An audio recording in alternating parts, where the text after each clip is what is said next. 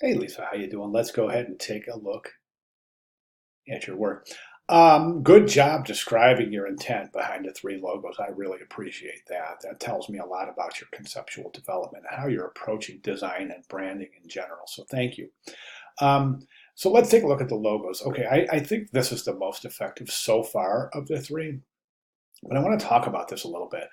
The reason I don't find the other two to be very effective is this is really ambiguous. This whole area down here. It seems like there's a lot of different things converging here. The D kind of falls into pen. That looks like it's almost a mistake. And then that white band right there again almost appears to be a mistake. I'm not saying it is a mistake. I'm saying that generally it could be perceived as such.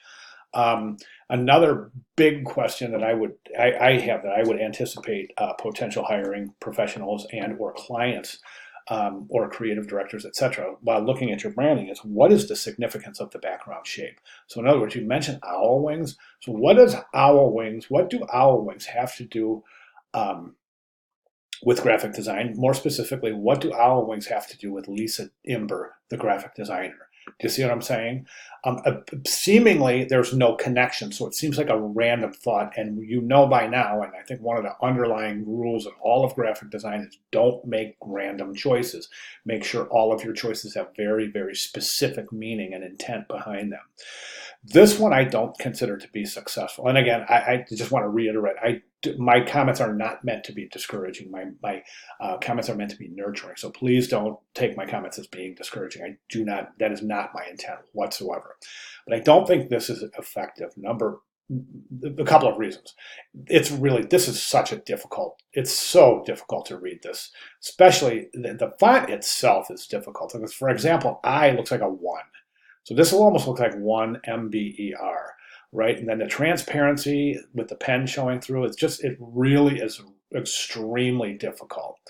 So right now, I think this is your best example, but again, I don't think this is a very effective logo for a graphic designer. And the reason I say that is because think about reducing this. And I think if you have the PNG, let's see what happens if we take a look at that PNG, which I won't be able to reduce in size there, but let me try this. Let's try to download that. Okay, and then we'll save that, and then we'll go ahead and open that guy. And that'll open in preview, which means I should be able, yep, there goes preview. We should be able to zoom out so I can illustrate my point here. Come on. Of course, my computer's going to decide to crash. Okay, here we go, right here. Okay, so now watch what happens when we zoom out. Okay, we can still see the kind of tablet, but this type, you can't even read it anymore. You see what I'm saying? So it's not versatile and it's not scalable. I think that's problematic, and I don't recommend. So what I would recommend at this point is this, and I think this is a great approach for designers who at this point are still kind of having issues deciphering the best way to go.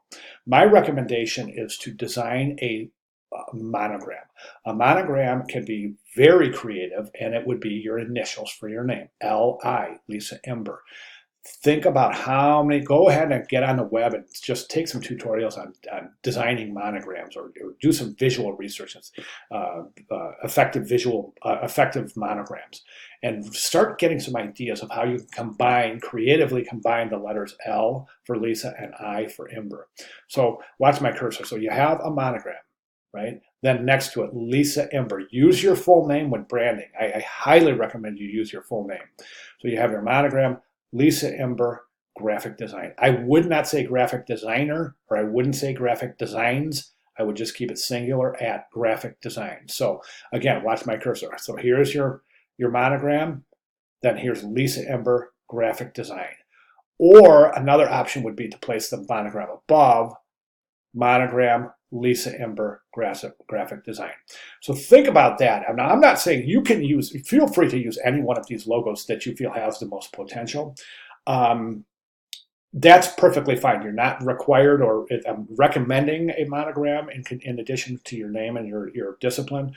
but it's not required. So please don't think that I'm trying to force you into moving into design direction that you don't feel comfortable with. I think it's the most effective way to approach branding for a student graphic designer. So I recommend that direction.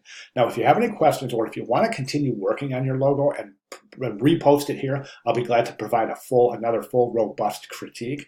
If you find yourself working on your logo when this week ends, go ahead and post it in the general questions area of the LMS, as opposed to emailing them to me, because that way other students will be able to view the critique, and really it'll benefit everyone if you keep it within the LMS as opposed to emailing to me separately. Does that make sense?